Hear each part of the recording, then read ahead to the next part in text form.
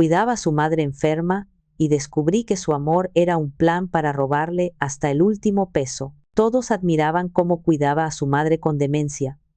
Solo yo sabía que cada documento que le hacía firmar era un paso más para dejarla en la ruina y sin nada para su otra hija. El aire de la Ciudad de México se sentía denso, pesado, muy distinto al aire limpio y fresco con olor a tierra mojada de mi pueblo en Oaxaca. Aferré con fuerza la correa de mi bolso, un gesto nervioso que no podía evitar mientras el taxi se abría paso por calles flanqueadas por árboles enormes y casonas que parecían palacios dormidos. Cada una de esas residencias era más grande que toda la plaza principal de mi pueblo. Me dirigí a Las Lomas, un nombre que para mí solo existía en las revistas, un lugar donde la gente vivía en un mundo completamente diferente al mío. Mi corazón latía con una mezcla de miedo y una esperanza desbordante. A mis 25 años, esta era mi gran oportunidad. La reja negra y monumental se deslizó hacia un lado, sin hacer ruido, revelando un jardín tan perfectamente cuidado que parecía de plástico. El pasto era una alfombra de un verde imposible, y las flores, de colores vibrantes, no tenían ni una sola hoja marchita. La casa era una mole de piedra y cristal, imponente y fría, pero hermosa. Sentí que me encogía, que mi ropa sencilla y mis zapatos gastados eran una ofensa para aquel lugar. Una mujer uniformada me abrió la puerta y me guió por un recibidor con un suelo de mármol que reflejaba mi rostro asustado. Y entonces lo vi. El señor Damián bajaba por una escalera de caracol, sonriendo. Era un hombre de unos 45 años, alto, vestido con un traje que seguramente costaba más de lo que yo ganaba en un año. Su sonrisa era amplia, sus dientes blancos y perfectos. Marisela, ¿verdad? Bienvenida. Estábamos esperándote. Su voz era cálida, tranquilizadora, me tendió la mano y su apretón fue firme. Soy Damián. Pasa, por favor. Siéntete como en tu casa. Era una frase amable, pero la idea de sentirme como en casa en aquel lugar me parecía tan lejana como la luna. Me explicó mis deberes. Cuidaría de su madre, doña Genoveva, una viuda de 75 años, que según sus palabras, sufría de los achaques de la edad, un poco de demencia senil temprana. Necesitaba a alguien que la acompañara, le diera sus medicamentos, se asegurara de que comiera bien y la mantuviera segura. Mi madre es lo más importante para mí, Marisela. Quiero que tenga la mejor atención, el mayor de los cuidados.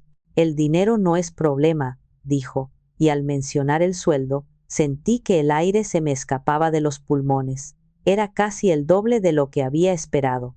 Con eso, podría no solo ayudar a mis padres, sino también ahorrar, para que mi hermana pequeña pudiera ir a la escuela secundaria.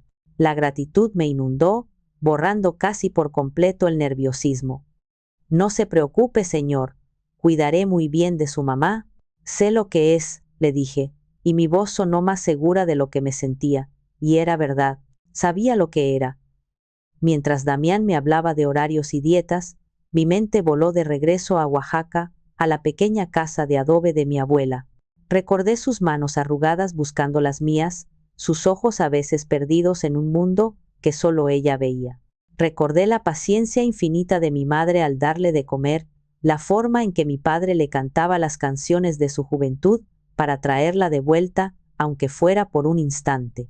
Cuidamos de ella hasta el último día, todos juntos. No había dinero, no había lujos, pero había un amor tan grande que llenaba cada rincón de la casa. Ese recuerdo era mi ancla, mi brújula moral. Pensé que aquí, con todos los recursos del mundo, cuidar de doña Genoveva sería una tarea bendecida. Cuando finalmente me presentó a su madre, encontré a una mujer menuda, de cabello blanco como la nieve y unos ojos azules que aún conservaban un brillo inteligente. Estaba sentada en un sillón de terciopelo, con una manta sobre las rodillas. Mamá, ella es Marisela. Va a estar con nosotros para cuidarte, dijo Damián, arrodillándose a su lado y tomándole la mano con una ternura que me conmovió. Doña Genoveva me miró y sonrió.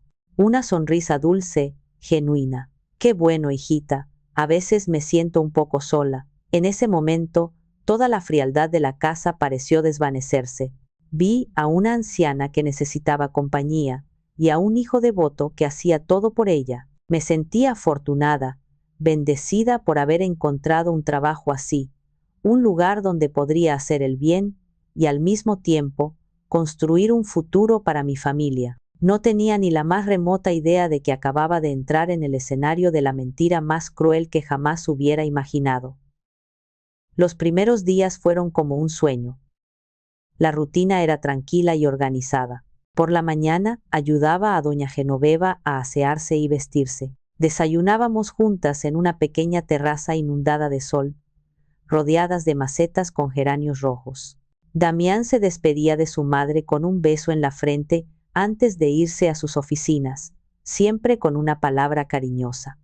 «Pórtate bien, mamá. Marisela, te la encargo mucho». Parecía el hijo perfecto, la estampa de la devoción filial. Yo me esmeraba en mi trabajo. Le leía a doña Genoveva las noticias del periódico, aunque a veces ella se perdía a mitad de una frase. Dábamos paseos lentos por el inmenso jardín, y ella me contaba historias de su juventud, de cómo conoció a su esposo, de los viajes que hicieron. Eran retazos de memoria, a veces claros y vívidos, otras veces confusos y fragmentados, pero yo la escuchaba con toda mi atención, uniendo las piezas de su vida en mi mente. Sin embargo, a medida que la novedad se desvanecía, empecé a notar pequeños detalles, fisuras en esa fachada de perfección. Eran cosas sutiles, casi imperceptibles, pero que me dejaban una extraña sensación de desasosiego. Damián era un actor consumado frente a los demás. Si llegaba una visita o si hablaba por teléfono con algún conocido, su voz se llenaba de una preocupación casi teatral. «Sí, aquí, cuidando a mi madrecita. Es mi adoración, ya sabes». Pero cuando creía que nadie lo escuchaba, el tono cambiaba. Una tarde, yo estaba en la cocina, que conectaba con el salón a través de una puerta de servicio entreabierta. Doña Genoveva le preguntaba a Damián por un jarrón que ya no estaba en la repisa. «¿Y el jarrón azul que me regaló tu padre?», preguntó ella, con la mirada fija en el espacio vacío. Escuché a Damián suspirar, un sonido cargado de impaciencia. «Mamá, ya te lo dije ayer», se rompió. «¿Ya se te olvidó otra vez? A ver, concéntrate un poquito, que pareces niña chiquita». Su voz era un susurro áspero, condescendente. Me quedé helada, con un trapo en la mano. Un segundo después, Damián salió de la sala y al verme, su rostro se transformó de nuevo en una máscara de amabilidad. «Marisela, ¿todo en orden? ¿Necesitas algo?». Asentí en silencio, sintiendo un nudo en el estómago. El amoroso hijo que todos veían no era el mismo a puerta cerrada. Luego estaba el asunto del té. Cada tarde, religiosamente a las 5, Damián insistía en que le preparara a su madre un té de hierbas especial para calmarla. Él mismo me dio una mezcla de hojas secas de un frasco sin etiqueta. «Es una receta de la abuela, le ayuda a dormir mejor», me explicó la primera vez. Al principio no le di importancia, pero noté un patrón. Doña Genoveva, que por las mañanas solía estar relativamente lúcida y conversadora, se volvía notablemente más confundida y somnolienta después de tomar ese té. Se le nublaba la mirada, le costaba encontrar las palabras, y a menudo se quedaba dormida en su sillón a media tarde, algo que no ocurría si por alguna razón no tomaba la infusión. Un día, me atreví a sugerirle a Damián que quizás el té era demasiado fuerte. «Señor, he notado que la señora se pone muy adormilada después de tomarlo. ¿No cree que sería mejor darle solo la mitad?». Su reacción fue cortante, aunque intentó disimularla con una sonrisa forzada. «Marisela, aprecio tu preocupación, de verdad, pero yo conozco a mi madre mejor que nadie. El té le hace bien. Tú solo prepáralo como te indiqué, por favor». Ese, por favor, sonó como una orden. Me callé, pero la duda ya se había instalado en mi mente como una semilla venenosa. Recordé a mi abuela, cuando estaba agitada, mi madre le preparaba un té de manzanilla o de tila, infusiones suaves, conocidas por todos. nunca una mezcla misteriosa de un frasco sin nombre. El cuidado de mi familia se basaba en la confianza y el conocimiento popular. El cuidado de Damián se sentía diferente, se sentía controlado. Se sentía como si él no quisiera calmar a su madre, sino apagarla. Lo más doloroso de la demencia de doña Genoveva no eran los momentos en que se perdía, sino los momentos en que se encontraba. Eran como claros en un bosque nublado, instantes de una lucidez tan punzante que te rompían el corazón. En esos momentos, ella sabía que algo no estaba bien. Una tarde llovía a cántaros.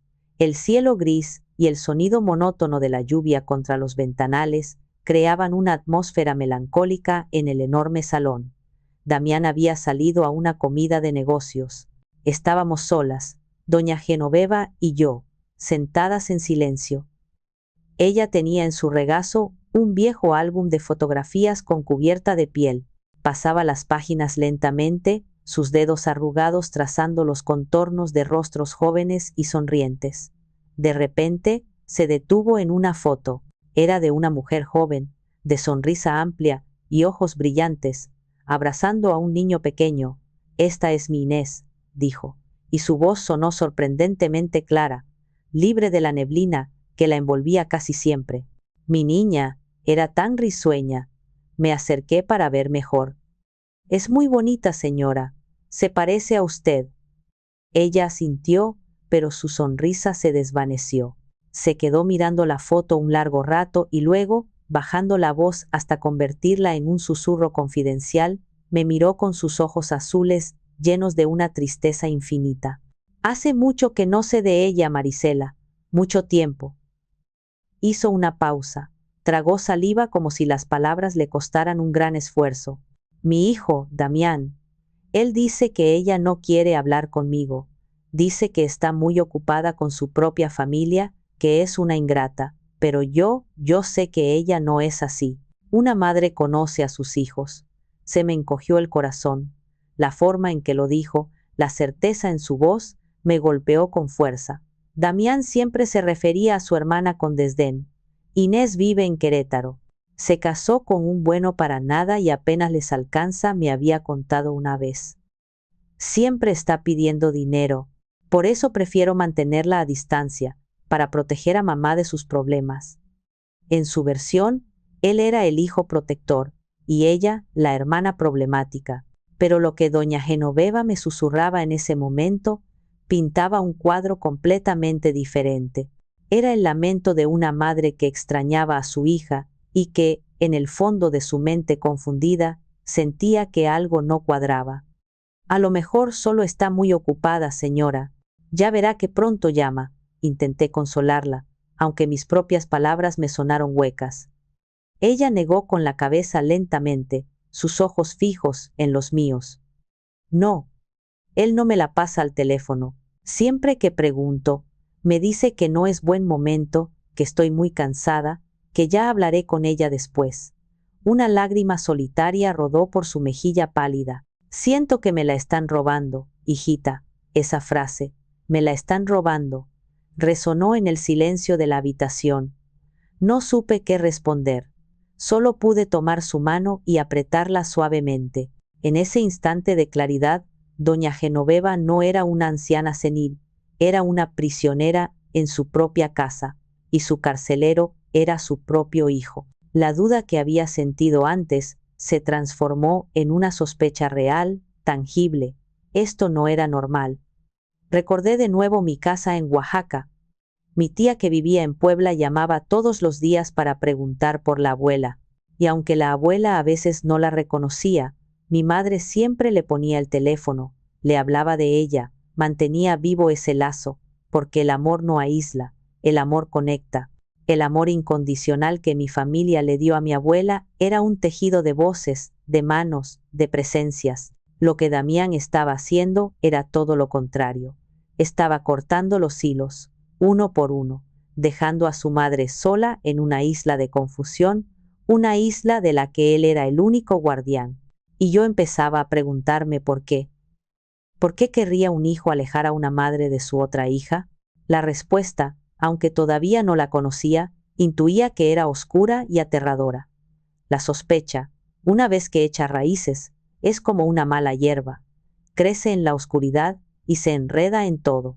Cada gesto de Damián, cada palabra, cada sonrisa, empezó a parecerme parte de una actuación.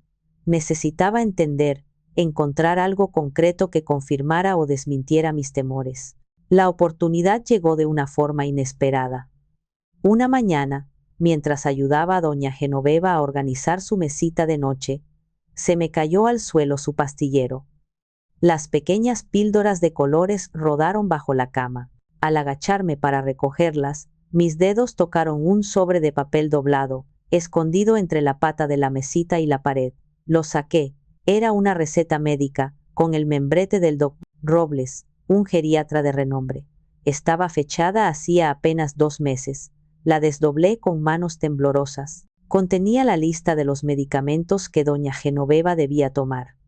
Uno para la presión, otro para el colesterol y un tercero, en dosis muy bajas, para la ansiedad. Conocía bien esos nombres, eran los mismos que yo le administraba cada día.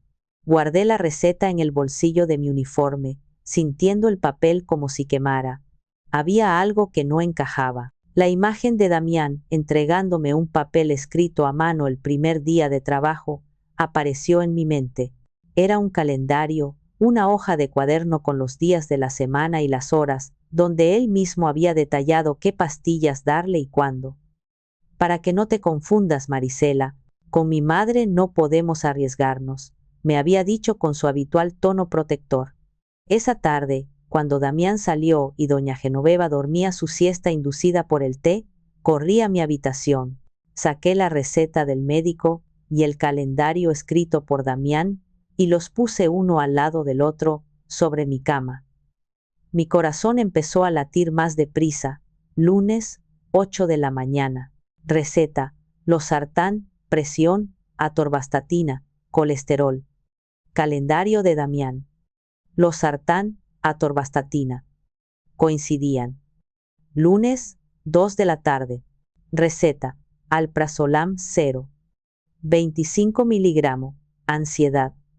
Calendario de Damián. Alprazolam 0.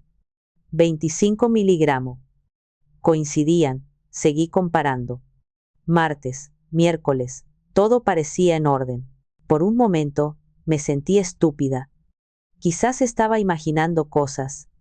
Quizás Damián solo era un hijo controlador, pero no malvado. Estaba a punto de guardar los papeles, resignada, cuando mis ojos se fijaron en la última línea del calendario de Damián, la que correspondía a la noche, lunes, 9 de la tarde. Receta: no hay nada prescrito. Calendario de Damián. Clonazepam, 1 tableta. Para dormir profundo. Sentí un escalofrío recorrer mi espalda. Clonazepam.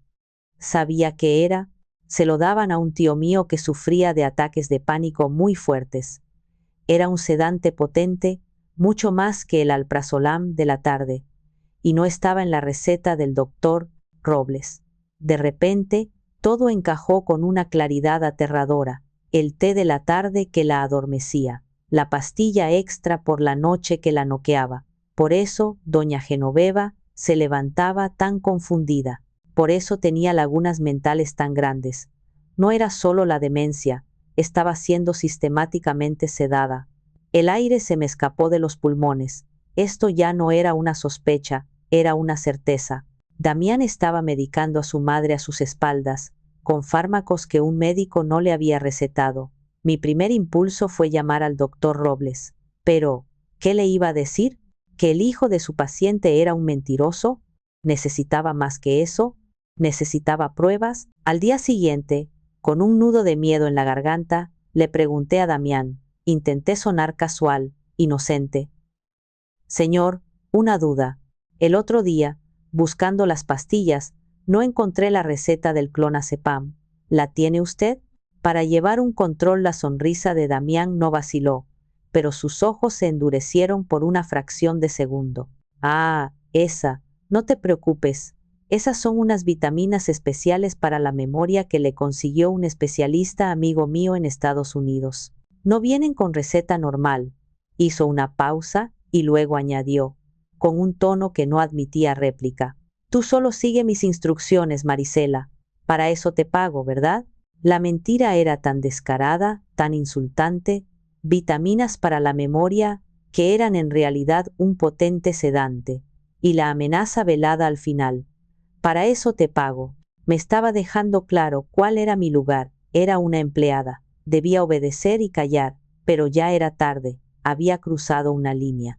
Ya no solo veía a un jefe y a la madre de su jefe, veía a un verdugo y a una víctima, y yo estaba en medio. La certeza de que Damián estaba drogando a su madre me cambió por completo. Ya no podía mirarlo a los ojos sin sentir una mezcla de asco y miedo. Cada sonrisa suya me parecía la de un depredador. Cada gesto de cariño hacia doña Genoveva, una profanación. Me movía por la casa como un autómata, cumpliendo mis tareas, pero mi mente trabajaba sin descanso, buscando, observando, atenta a cualquier cosa que pudiera servirme. Me había convertido en una espía en mi propio lugar de trabajo. La biblioteca era una habitación que Damián raramente usaba. Era un espacio oscuro, forrado de madera, que olía a polvo y a papel viejo. Una tarde, mientras le pasaba el plumero a los estantes, mi atención se centró en un imponente escritorio de caoba que presidía la estancia. Era una pieza antigua, llena de pequeños cajones y compartimentos. Damián me había advertido que no tocara nada de ahí. Son papeles importantes de mi padre, había dicho. Pero ahora, sus prohibiciones eran para mí invitaciones. Empecé a probar los cajones. La mayoría estaban abiertos, llenos de viejas facturas y documentos sin importancia. Pero el cajón central, el más grande, estaba cerrado con llave. Era una cerradura antigua, de esas de latón. Recordé haber visto un manojo de llaves viejas y oxidadas en un jarrón en el cuarto de servicio. Con la excusa de ir por más producto de limpieza, corrí hasta allí. El corazón me martillaba en el pecho, y si Damián volvía antes de tiempo, regresé a la biblioteca y con manos temblorosas empecé a probar las llaves. La primera no entró, la segunda tampoco, la tercera se atascó. El pánico empezó a subir por mi garganta. Iba a rendirme cuando la cuarta llave giró con un suave clic. El sonido me pareció tan fuerte como un disparo en el silencio de la casa. Contuve la respiración y abrí el cajón. No había papeles de negocios, no había testamentos ni escrituras. Lo que había era una pila de sobres, al menos 30 o 40. Estaban atados con una cinta de seda roja. Todos estaban dirigidos a doña Genoveva de la Fuente, y todos estaban sin abrir. Reconocí la caligrafía al instante. Era la misma de una tarjeta de cumpleaños que había visto en una foto del álbum de doña Genoveva, una tarjeta firmada con un «Te quiere, tu hija Inés». Eran las cartas de su hija. Con un cuidado infinito, desaté la cinta, tomé el sobre de arriba. Tenía un matasellos de Querétaro de hacía apenas una semana. Los otros tenían fechas anteriores, extendiéndose a lo largo de casi un año entero de cartas que nunca habían llegado a su destinataria. La tentación fue demasiado fuerte. Abrí el sobre más reciente. La carta decía: «Mi adorada mamá, te escribo de nuevo. Aunque no sé si mis cartas te llegan, he llamado 1000 veces esta semana, pero Damián siempre me dice lo mismo, que estás dormida, que estás cansada, que no es buen momento. Mamá, necesito escuchar tu voz. Siento que algo no está bien. Por favor, si lees esto, pídele a Marisela, la muchacha nueva, que me llame. Te dejo mi número de nuevo, te quiero más que a nada en el mundo. Tu hija, que te extraña, Inés». Leí la carta 2, 3 veces. Cada palabra era una puñalada. La preocupación de Inés, su desesperación, eran palpables. Y la mentira de Damián quedaba expuesta en toda su crueldad. No solo le decía a su madre que su hermana era una ingrata, sino que le decía a su hermana que su madre no podía hablar, interceptando cualquier intento de comunicación. Estaba construyendo un muro invisible, pero infranqueable, alrededor de doña Genoveva. La estaba aislando, borrando a su otra hija de su vida. Sentí una rabia fría apoderarse de mí. Esto era más que controlar la medicación. Esto era una tortura psicológica. Estaba despojando a una madre del amor de su hija. Sabía que no podía llevarme las cartas. Él se daría cuenta. Así que saqué mi celular, el mismo que usaba para hablar con mi familia en Oaxaca. Con el pulso acelerado, coloqué varias cartas sobre el escritorio y les tomé fotos, asegurándome de que las fechas y el contenido fueran legibles. Fotografié la pila de sobres, la cinta roja, todo. Cada imagen era una pieza más del rompecabezas, una prueba más de la maldad de Damián. Volví a colocar todo como estaba, até la cinta, cerré el cajón con llave y lo dejé todo en su sitio. Cuando me puse de pie, mis piernas temblaban. Acababa de violar la confianza de mi jefe de la manera más flagrante, pero ya no me importaba. Mi lealtad ya no era hacia el hombre que me pagaba el sueldo. Mi lealtad era hacia la anciana de ojos tristes que me susurraba que le estaban robando a su hija, y ahora yo tenía la prueba. Las fotos de las cartas quemaban en la memoria de mi teléfono. Durante 2 días, viví con el miedo constante de ser descubierta. Cada vez que Damián pasaba cerca de mí, sentía que sus ojos podían ver a través de mi ropa y descubrir el secreto que guardaba. Actuaba con una normalidad forzada, sonriendo, asintiendo, pero por dentro era un manojo de nervios. Sabía que tener las pruebas no era suficiente. Tenía que hacer algo con ellas. Tenía que contactar a Inés. Esperé a mi día libre, el domingo. Salí de la casa temprano, diciéndole a la cocinera que iba al mercado, pero en lugar de ir a los puestos de fruta y verdura, caminé varias calles en dirección contraria, buscando un lugar donde pudiera hablar sin ser escuchada. Encontré un pequeño parque con bancas vacías y, más allá, una tienda de abarrotes que todavía tenía un viejo teléfono público de monedas en la pared exterior. Era perfecto. Nadie podría rastrear la llamada. Saqué un trozo de papel arrugado de mi bolsillo. Había apuntado el número de Inés que aparecía en la carta. Mi mano temblaba tanto que apenas podía marcar los dígitos correctamente. Inserté las monedas y el teléfono sonó 1, 2, 3 veces. Una voz de mujer contestó. «Bueno, ¿hablo con la señora Inés de la Fuente?», pregunté.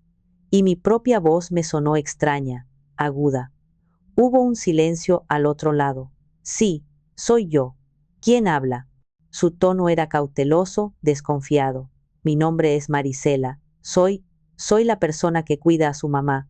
El silencio se hizo más denso. Pude casi sentir su sorpresa y su recelo a través de la línea. «¿Cómo conseguiste mi número? ¿Le pasó algo a mi mamá?». No, ella está como siempre», me apresuré a decir. «Su número lo encontré en una de sus cartas. Señora Inés, necesito hablar con usted. Es muy importante. Pero no puedo hacerlo desde la casa. Su hermano». «¿Mi hermano? ¿Qué?», me interrumpió, y su voz se cargó de una urgencia que me confirmó que mis sospechas eran correctas. Respiré hondo y solté todo. Le hablé del té de hierbas, de la pastilla extra para dormir por la noche. Le hablé de cómo su madre se volvía más y más confusa. Le hablé de cómo preguntaba por ella, y finalmente le hablé del cajón cerrado y de la pila de cartas sin abrir. «Él las tiene guardadas, señora. Nunca se las ha dado. Le dice a ella que usted no llama, y seguramente a usted le dice que ella no puede hablar». Al otro lado de la línea solo se escuchó un sollozo ahogado, un sonido de dolor puro que me partió el alma. Después, el llanto, un llanto desconsolado, lleno de meses, quizás años, de frustración y angustia acumulada. «Yo lo sabía», dijo entre sollozos. «Yo sabía que algo andaba mal. Ese desgraciado, sabía que me estaba mintiendo. Cada vez que llamaba, una excusa. Está dormida, no se siente bien. El doctor dijo que no se altere». Y yo como una estúpida le creía. Pobre de mi mamá, pobre de mi mamá. Me quedé en silencio, dejando que se desahogara. El dolor de una hija a la que le impiden ver a su madre era algo que podía entender perfectamente. Si a mí me hicieran eso, creo que me volvería loca. Cuando se calmó un poco, su voz cambió. El dolor se convirtió en una furia helada. Ese infeliz siempre ha sido un envidioso, un manipulador. Desde que papá murió, ha intentado controlar todo lo de mi mamá. ¿Qué más has visto, Marisela? Por favor, dime todo. Le conté mis sospechas sobre el dinero. Le dije que Damián a menudo traía documentos para que su madre los firmara, aprovechando los momentos en que estaba más sedada. No sé qué son, pero ella firma sin saber, señora. A veces solo hace un garabato. Dios mío, susurró Inés. La herencia. Papá nos dejó todo a los dos por igual, pero el control lo tiene Damián hasta que mamá falte. Está tratando de robárselo todo. Está tratando de robarme mi parte. Ahora entendía el porqué. No era solo control, era codicia, la más fea y pura de las codicias. La codicia de un hijo dispuesto a destruir la mente de su madre y a borrar a su hermana del mapa por dinero. Marisela, escúchame, dijo Inés, su voz ahora firme, decidida. Eres un ángel, no sé cómo pagarte esto, pero no podemos actuar a lo loco, necesito pruebas contundentes. ¿Puedes conseguir más? ¿Cualquier cosa? Un frasco de esas hierbas, una foto de las pastillas que no están en la receta, lo que sea. Sí, sí puedo, le dije, sintiendo una nueva determinación crecer dentro de mí. Ya no estaba sola, éramos dos. Yo le consigo las pruebas. Pero usted tiene que prometerme que va a sacar a su mamá de ahí. Te lo juro por mi vida, Marisela, respondió Inés. Vamos a sacar a mi madre de ahí. Y mi hermano va a pagar por cada lágrima que le ha hecho derramar. Colgué el teléfono sintiéndome extrañamente en calma.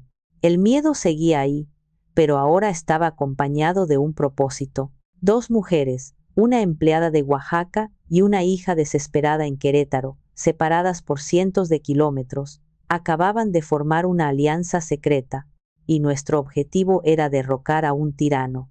La alianza con Inés me dio un nuevo valor. Ya no era solo una observadora asustada, era una agente encubierta con una misión. Durante las siguientes 2 semanas, me dediqué a recolectar pruebas con un sigilo que nunca creí poseer. Una noche, mientras Damián dormía, logré tomar una pequeña muestra de las hierbas del té y guardarla en una bolsita de plástico. En otra ocasión, cuando Damián me mandó a la farmacia, aproveché para comprar una caja de vitaminas de apariencia similar y cambié el contenido del frasco del clonazepam, guardando las pastillas reales como evidencia. Eran pequeños actos de sabotaje, peligrosos, que hacían que mi corazón se saliera del pecho cada vez que los llevaba a cabo. Se los envié a Inés por paquetería a la dirección de una amiga suya, para no levantar sospechas. Pero yo sabía que necesitaba la prueba definitiva, la que conectara directamente a Damián con el fraude financiero, la que demostrara sin lugar a dudas que no solo estaba sedando a su madre, sino que lo hacía con un propósito, robarle. Y entonces, el destino, o quizás la justicia divina, me la puso en bandeja de plata. Fue un martes por la mañana. Damián tenía una reunión importante y salió de casa con prisas. Marisela, en mi oficina, sobre el escritorio, dejé un portafolio negro. Dentro, hay unos contratos que necesito que un mensajero recoja en 1 hora. Por favor, tenlos a la mano, me gritó desde la puerta. Entré a su oficina, una habitación que siempre me había dado escalofríos. Olía a su loción cara y a una frialdad que no tenía nada que ver con la temperatura. Sobre la mesa de cristal pulido, había 2 portafolios negros idénticos. Uno estaba cerrado con combinación, pero el otro estaba abierto. Supuse que ese era el que contenía los contratos. Lo abrí. Dentro, efectivamente, había una carpeta con documentos, pero debajo de ella había un cuaderno. Un simple cuaderno de espiral, de tipo legal, con rayas azules. No parecía importante, pero algo me impulsó a tomarlo. Lo abrí y mi sangre se heló. La primera página estaba llena de una sola firma, repetida una y otra vez, Genoveva de la Fuente. La caligrafía era temblorosa, infantil. Algunas letras estaban deformes, otras apenas legibles. Era la firma de alguien que lucha por controlar su propia mano. Pasé la página, y la siguiente. Y la siguiente. Eran decenas de páginas, todas cubiertas con la misma firma practicada hasta el cansancio. Pero lo que me hizo soltar un jadeo ahogado no fueron las firmas. Fue lo que estaba escrito al margen, con la caligrafía elegante y precisa de Damián. Al lado de una firma particularmente torcida, había una nota. No, mamá, la Y es más redonda. Inténtalo de nuevo. Punto más abajo, junto a una firma casi perfecta, un incentivo. Así, mamá, muy bien. Si lo haces así, te compro un vestido nuevo. Y en otra página, una amenaza apenas disimulada. Mamá, concéntrate. No podemos estar todo el día con esto. El señor del banco va a venir y tienes que hacerlo bien. Sentí náuseas. Un asco profundo y violento subió por mi garganta. Esto era monstruoso. Era peor de lo que había imaginado. No solo la drogaba para que firmara documentos que no entendía, la estaba entrenando. La estaba adiestrando como a un animal de circo para que falsificara su propia firma, para que se convirtiera en la herramienta de su propio despojo. La humillación, la crueldad de ese acto era inimaginable. La estaba despojando no solo de su dinero, sino de su voluntad, de su identidad, convirtiendo su propia mano en el arma del crimen. Me di cuenta de que este cuaderno era la pieza clave, la pistola humeante, era la prueba irrefutable que vinculaba la sedación con el fraude de una manera sistemática y deliberada. El pánico se apoderó de mí. El mensajero llegaría en cualquier momento. Damián podría llamar. No podía llevarme el cuaderno. Saqué mi teléfono con manos que no me obedecían. Lo apoyé sobre un libro para estabilizarlo y empecé a tomar fotos. Una foto de cada página que tenía las anotaciones de Damián. Hice zoom para que se vieran claramente las dos caligrafías, la temblorosa de la madre y la controladora del hijo. Fotografié las correcciones, los regaños, los falsos halagos. Cada imagen era una sentencia. Cuando terminé, escuché el timbre de la puerta. Era el mensajero. Guardé el cuaderno en su sitio, tomé la carpeta de los contratos y cerré el portafolio. Con una calma que no sentía, le entregué los documentos al hombre y cerré la puerta. Me recargué contra la madera, con el corazón desbocado. Mis piernas se sentían débiles, como si fueran a ceder. Acababa de encontrar el corazón de las tinieblas, y lo tenía guardado en la memoria de mi teléfono. Ya no había vuelta atrás, ya no se trataba de sospechas o de cartas robadas. Tenía en mis manos la prueba de un crimen frío, calculado y desalmado. Sabía que con esto, el reinado de Damián sobre su madre estaba a punto de terminar, y aunque el miedo me paralizaba, una nueva sensación, fiera y poderosa, empezó a crecer en mi interior, la sed de justicia. Esa misma noche, encerrada en la seguridad de mi pequeña habitación, envié las fotos del cuaderno a Inés. Las imágenes se cargaron lentamente, una tras otra, cada una un clavo más en el ataúd de la mentira de Damián. Esperé, con el teléfono en la mano, la respiración contenida. La respuesta no tardó en llegar. No fue un mensaje de texto, fue una llamada. Dios mío, Marisela, Dios mío, fue lo único que pudo decir Inés. Su voz estaba rota. No lloraba, era algo peor. Un estado de shock, de incredulidad ante la magnitud de la depravación de su propio hermano. ¿Entrenarla? ¿La ha estado entrenando como a un perrito? Es un monstruo, lo sé, le dije en voz baja, para no ser escuchada. Esto es lo que necesitábamos, ¿verdad? Es más que eso, Marisela. Esto es todo. Hubo un silencio en la línea, y pude escucharla respirar hondo, tratando de controlar sus emociones. Cuando volvió a hablar, su voz era diferente. La víctima había desaparecido. Ahora hablaba una leona dispuesta a defender a su cría. Escúchame, ya no podemos esperar. He estado hablando con alguien, un abogado, se llama Horacio Rivas. Era el mejor amigo de mi padre y su abogado de toda la vida. Damián lo hizo a un lado en cuanto papá murió. Dijo que era un viejo anticuado. El licenciado Rivas siempre ha sospechado de mi hermano. Me contó que ya le había adelantado a Horacio las primeras sospechas, lo de las cartas y la medicación. El abogado se había mostrado preocupado, pero sin pruebas concretas, Sus manos estaban atadas. Le voy a enviar estas fotos ahora mismo, continuó Inés. Esto lo cambia todo. Mañana a primera hora voy a tomar un autobús a la Ciudad de México. Nos veremos con él. Pero necesito que tú hagas algo por mí, algo muy difícil. Lo que sea, respondí sin dudar. Tienes que seguir actuando como si nada. Sé que es casi imposible, pero Damián no puede sospechar. Ni por un segundo. Necesitamos que se confíe, que dé el siguiente paso. ¿Crees que puedas hacerlo? Tragué saliva. La idea de sonreírle a ese hombre, de servirle su café, de seguir sus instrucciones sabiendo lo que sabía, me revolvía el estómago, pero era necesario. Sí, lo haré. Hay algo más, dijo Inés, y su voz se tensó. Hace unos días, Damián me llamó. Fue muy raro. Me dijo que mamá había decidido vender la casa de Cuernavaca, la casa donde pasamos todos los veranos de nuestra infancia. Dijo que mamá sentía que era demasiado para ella y que el dinero se usaría para asegurar su futuro. Me pidió que firmara unos papeles de consentimiento. Por supuesto, me negué.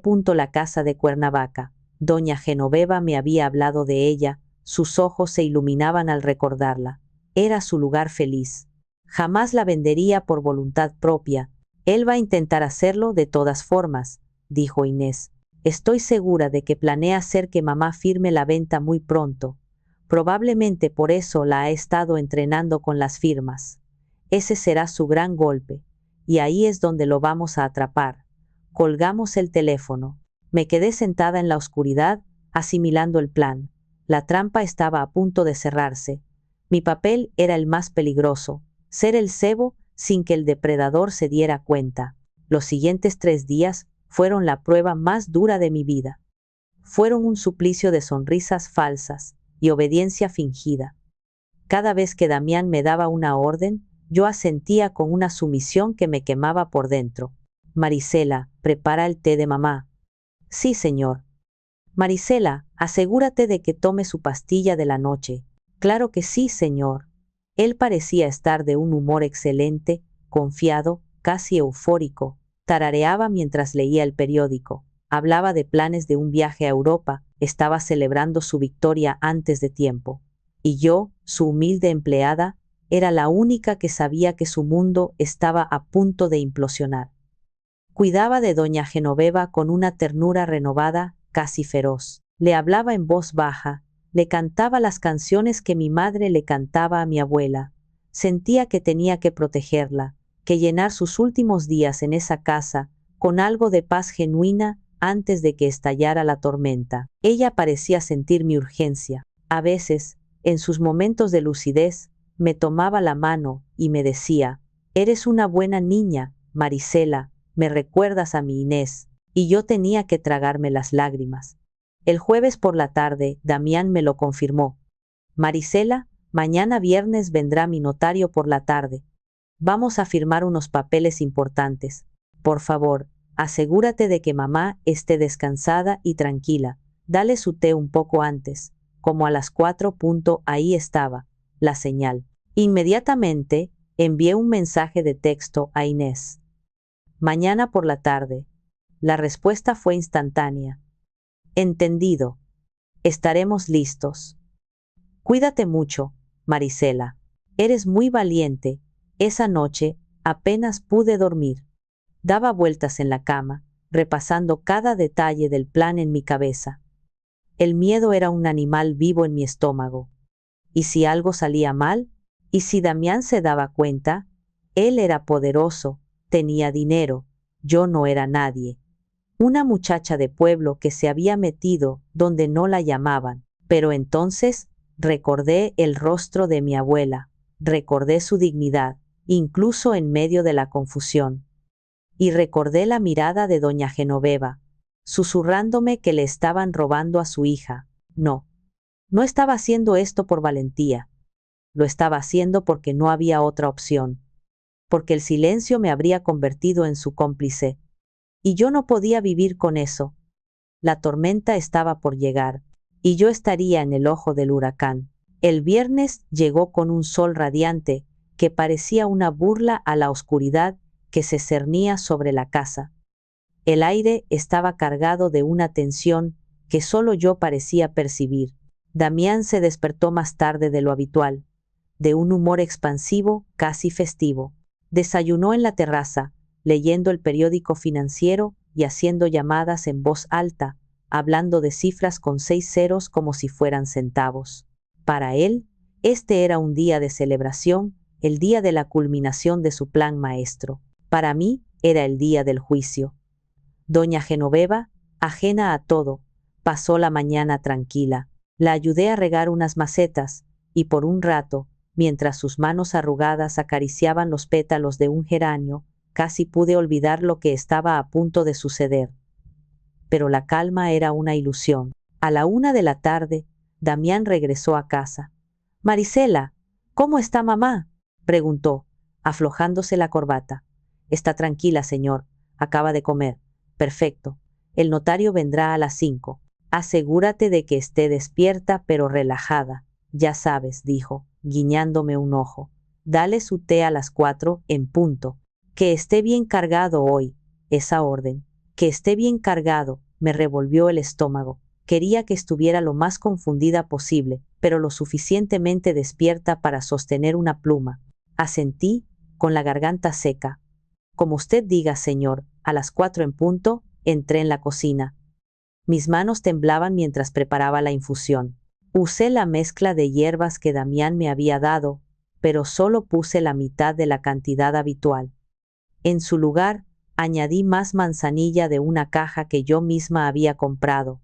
No podía permitir que la drogara por completo. No hoy.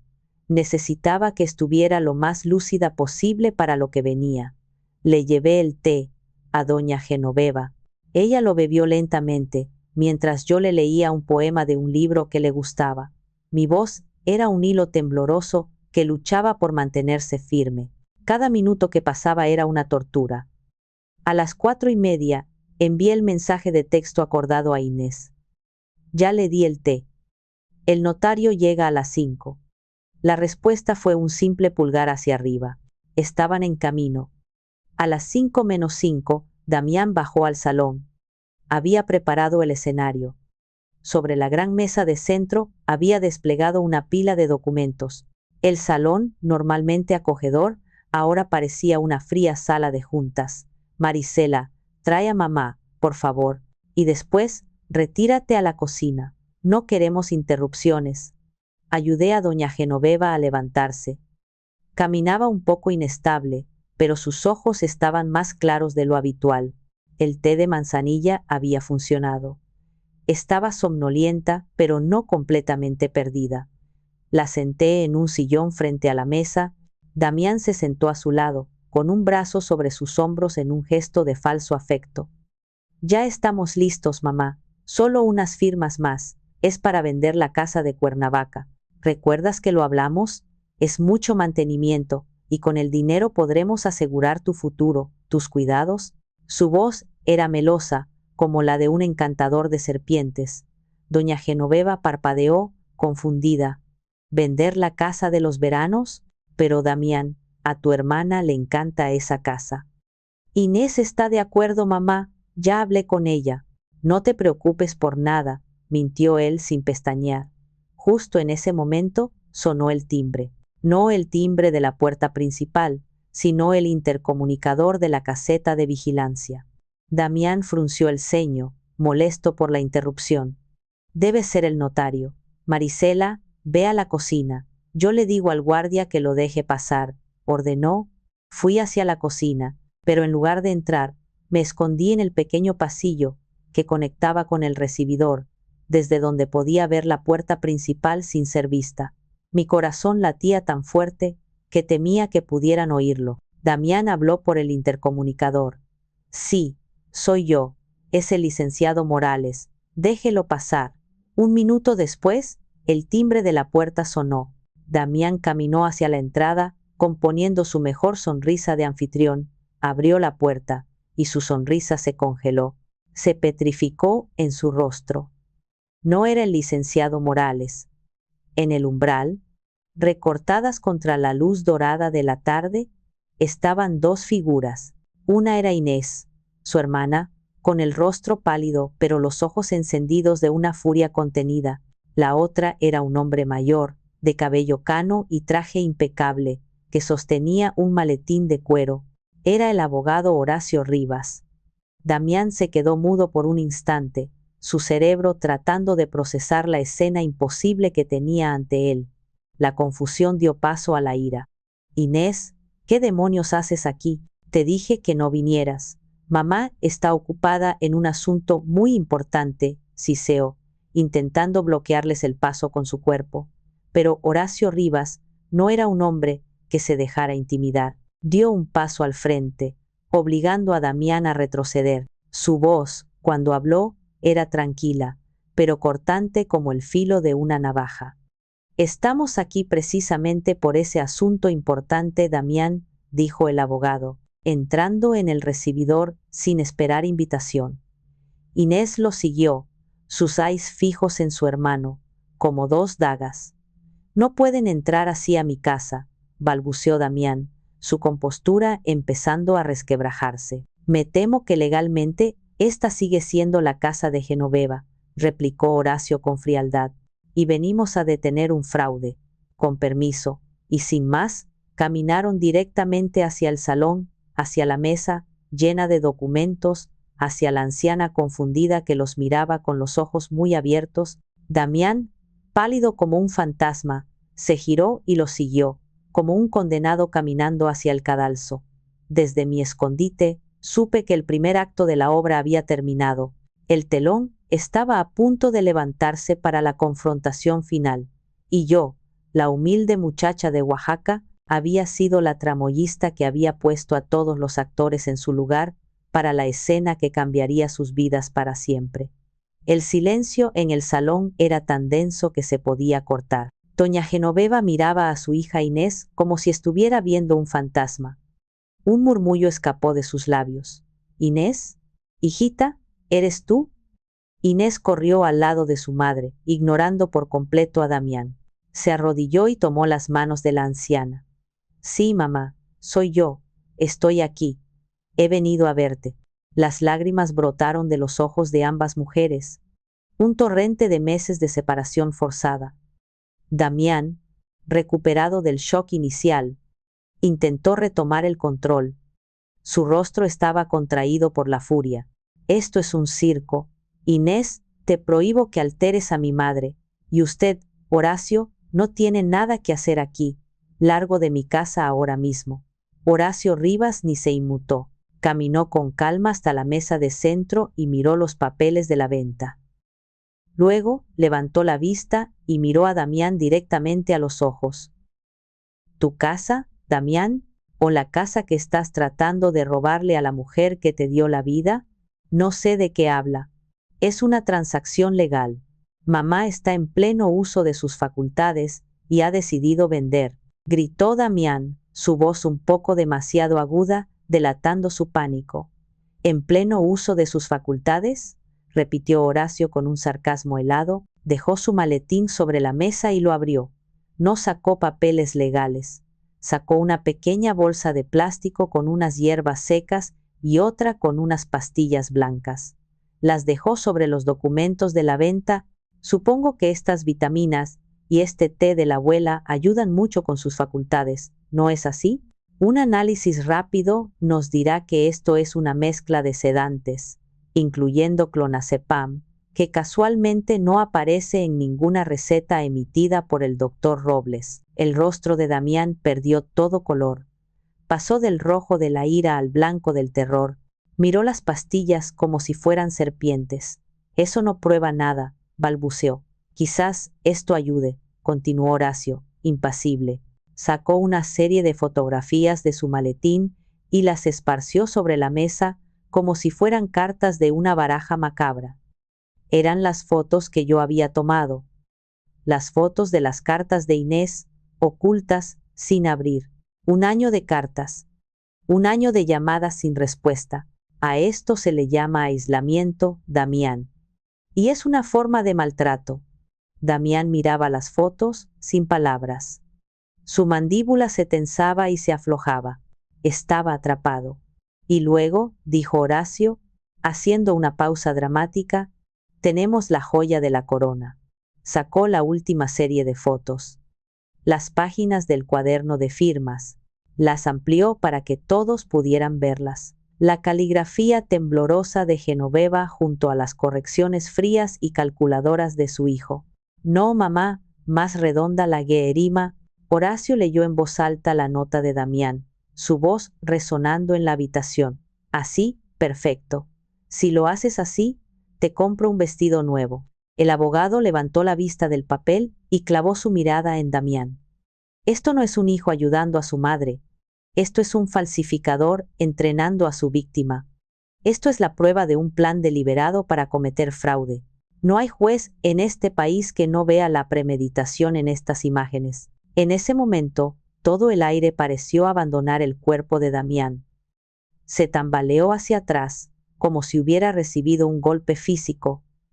Se apoyó en el respaldo de un sofá para no caer. Su máscara, la que había llevado durante años, la del hijo perfecto, el hombre de negocios respetable, se había hecho añicos en el suelo. Lo que quedaba era un hombre pequeño, patético, expuesto en su miserable codicia. Pero el golpe final, el más devastador, no vino del abogado, vino de su propia madre. Doña Genoveva, que había estado observando todo en un silencio aturdido, pareció despertar de un largo sueño. El shock de ver a su otra hija, las palabras del abogado, las pruebas sobre la mesa, todo pareció conectar los puntos en su mente confundida. Miró el cuaderno, las fotos de las cartas, y luego miró a su hijo. Su voz, cuando habló, no fue un susurro. Fue frágil, sí, pero tan clara y firme como una campana de cristal. Damián. Él levantó la cabeza, sus ojos llenos de pánico. El jarrón azul. El que me regaló tu padre. Continuó ella. No se rompió, ¿verdad? Lo vendiste, como el reloj de mi abuelo, y las joyas de mi boda. No era una pregunta, era una afirmación. En ese instante de terrible claridad, los pequeños robos, las mentiras, los engaños de años, se unieron al gran fraude que tenía ante sus ojos. Me has estado robando todo este tiempo. Y entonces, con una fuerza que nadie creía que poseía, se dirigió a él y dijo las palabras que sellaron su destino. ¿Qué has hecho, hijo mío? ¿Qué has hecho? La máscara de Damián no solo se rompió, se desintegró. Se cubrió el rostro con las manos y un sonido gutural, a medio camino entre un sollozo y un gruñido, escapó de su garganta. El gran hombre de negocios, el manipulador maestro, se había derrumbado bajo el peso de una simple pregunta de la mujer a la que había intentado anular. Desde mi escondite, observaba la escena con una mezcla de horror y una extraña sensación de alivio. La verdad, por fin, había salido a la luz, y su resplandor era tan terrible como purificador. El telón había caído, la farsa había terminado, el derrumbe de Damián fue total, pasó de la negación a la agresión verbal en segundos. Tú, me gritó, señalándome con un dedo tembloroso al verme salir de mi escondite. Tú tienes la culpa de todo esto. Maldita gata de pueblo, te metiste donde no te llaman, te voy a destruir. Antes de que pudiera dar un paso hacia mí, Horacio se interpuso. Le pones una mano encima a esta joven, Damián, y te juro que añadiré agresión y amenazas a la lista de cargos que voy a presentar en tu contra mañana a primera hora. Te recomiendo que te calles. Damián se desinfló, su rabia impotente ante la calma de acero del abogado. Se volvió hacia su hermana. Y tú, Inés, siempre la consentida, siempre la víctima. Yo me he partido el lomo toda mi vida mientras a ti papá y mamá te lo daban todo. Esto era lo que me debían. Su justificación, tan retorcida y llena de autocompasión, solo sirvió para revelar la podredumbre de su carácter. Inés lo miró, no con odio, sino con una lástima helada. Nadie te debía nada, Damián. Papá y mamá nos querían a los dos. El único que siempre sintió que la vida le debía algo, fuiste tú. La batalla no se libró a gritos. Se libró con la lógica aplastante de la ley. Horacio, con una precisión quirúrgica, le explicó a Damián la situación. Cada documento que había hecho firmar a su madre bajo sedación era nulo. Cada transacción, cada venta, sería investigada y revertida. Se enfrentaba a cargos penales por fraude, abuso de confianza, maltrato a persona mayor y administración fraudulenta. Su carrera, su reputación y su libertad estaban acabadas. Esa noche, Damián fue expulsado de la casa que ya no le pertenecía moral ni legalmente. Se fue sin mirar atrás, llevándose consigo solo la ropa que tenía puesta y la humillación de su derrota. Verlo salir por esa puerta, ya no como el amo y señor, sino como un paria, fue ver a la justicia tomar forma. Lo que vino después fue un proceso largo y doloroso. La batalla legal fue tan dura como Horacio había predicho. Damián, con los restos de su fortuna, contrató a un equipo de abogados sin escrúpulos que intentaron de todo. Intentaron declararme testigo hostil, una empleada resentida que buscaba venganza. Me interrogaron durante horas, tratando de hacerme tropezar, de manchar mi nombre, pero yo me aferré a la verdad. Relaté los hechos una y otra vez, con la misma sencillez con la que habían ocurrido. Intentaron argumentar que doña Genoveva no estaba en sus cabales y que Inés la estaba manipulando para quedarse con todo. Pero las pruebas eran irrefutables. Las fotos del cuaderno de firmas fueron la clave. Ningún jurado podía ignorar la evidencia de un entrenamiento sistemático para la falsificación. Los análisis de las hierbas y las pastillas confirmaron la sedación, y mi testimonio, el de una testigo presencial, sin nada que ganar, sirvió para unir todas las piezas. Al final, la justicia prevaleció. Damián fue declarado culpable. Perdió todo derecho sobre el patrimonio de su madre y fue sentenciado a varios años de prisión. No tantos como merecía, quizás, pero suficientes para desmantelar su vida de mentiras. Su nombre apareció en los periódicos. El respetable hombre de negocios se convirtió en el monstruo que abusó de su propia madre por dinero. Para un hombre obsesionado con las apariencias, esa fue una condena peor que la cárcel. Mientras la batalla legal se desarrollaba, la verdadera sanación comenzaba en la casa de las Lomas. Inés se quedó a vivir con su madre. Lo primero que hizo fue tirar a la basura el infame té de hierbas y todas las medicinas no prescritas. Las primeras semanas fueron difíciles. El cuerpo y la mente de doña Genoveva tuvieron que pasar por un proceso de desintoxicación. Estaba irritable, confundida, con pesadillas, pero Inés y yo estuvimos a su lado día y noche. Poco a poco, la niebla empezó a disiparse. Con el amor genuino de su hija y sin los sedantes que la anulaban, doña Genoveva comenzó a regresar. Sus momentos de lucidez se hicieron más largos y frecuentes. Empezó a recordar cosas, a reír de nuevo. Su recuperación fue la prueba más clara del crimen de Damián.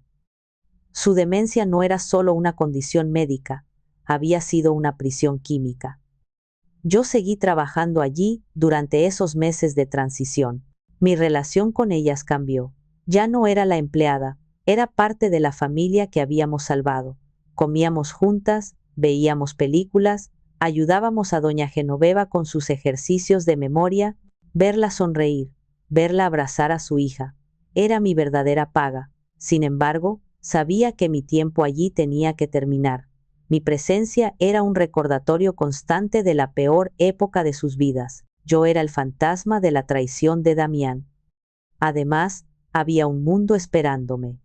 Mi sueño de estudiar, de tener una carrera, seguía vivo. Había venido a la ciudad a buscar un futuro, y aunque me había desviado de una forma que nunca imaginé, el destino me estaba dando la oportunidad de volver a mi camino. Con el corazón encogido pero con la certeza de estar haciendo lo correcto, un día les comuniqué mi decisión de marcharme. La tarde que les dije que me iba, estábamos las 3 en la terraza, el mismo lugar donde yo solía desayunar con doña Genoveva. El sol se ponía, tiñendo el cielo de tonos naranjas y morados.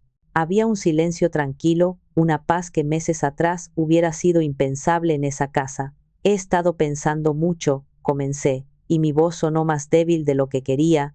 Creo que es tiempo de que yo siga mi camino. Ustedes ya están bien, y yo necesito empezar de nuevo. Inés dejó su taza de café sobre la mesa y me miró con tristeza.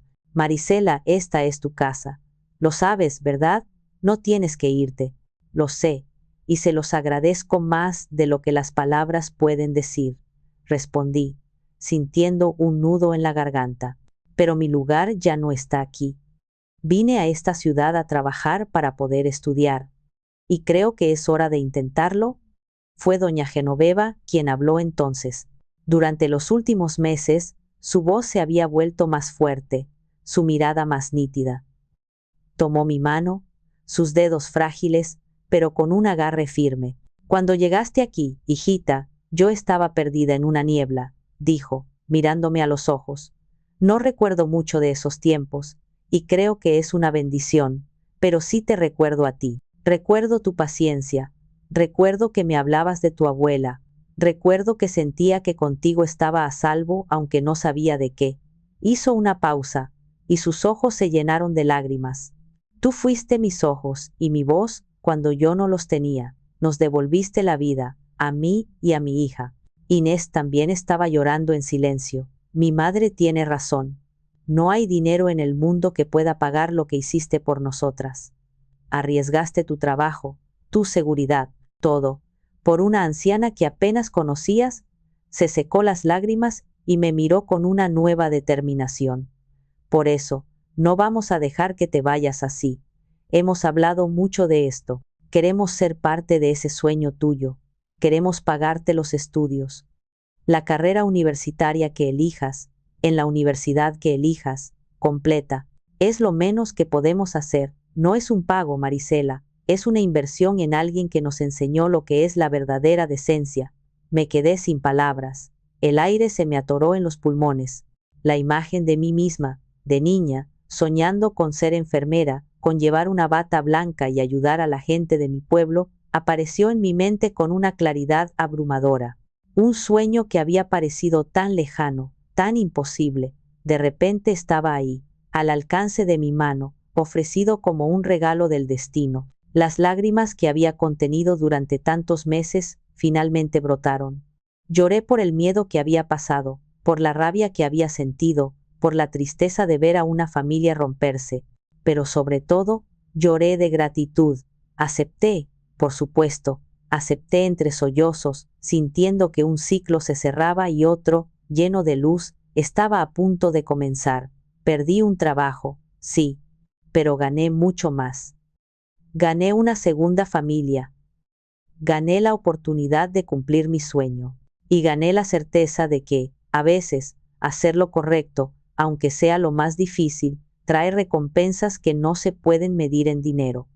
Hoy, mientras les cuento esta historia, estoy a punto de graduarme. Han pasado varios años, pero el recuerdo de aquella casa, de Damián y de doña Genoveva, sigue tan vivo como el primer día. Inés y su madre son mis madrinas. Hablamos todas las semanas. Doña Genoveva, con sus 80 y tantos años, ha vuelto a ser la mujer inteligente y divertida que siempre fue. Sus lagunas de memoria son ahora solo las normales de su edad, no las cárceles químicas en las que su hijo la encerraba. Encontraron justicia, y lo más importante, encontraron paz. A veces, por las noches, cuando el silencio lo inunda todo, todavía me asalta la misma pregunta. Pienso en el riesgo que corrí, en cómo mi vida pudo haber tomado un rumbo terrible si Damián me hubiera descubierto. Pienso en que me metí en una guerra que no era mía, en los secretos de una familia a la que no pertenecía. Y me pregunto a mí misma, y ahora se los pregunto a ustedes, a todos los que me han escuchado hasta el final. ¿Hice lo correcto al meterme en los asuntos de una familia que no era la mía, arriesgando todo lo que tenía? No sé si hay una respuesta fácil. Solo sé que cuando veo a doña Genoveva reír, cuando recibo un mensaje de Inés, cuando me pongo mi uniforme de enfermera, siento en lo más profundo de mi corazón que no podría haber actuado de otra manera. Y quizás, solo quizás, esa es la única respuesta que importa.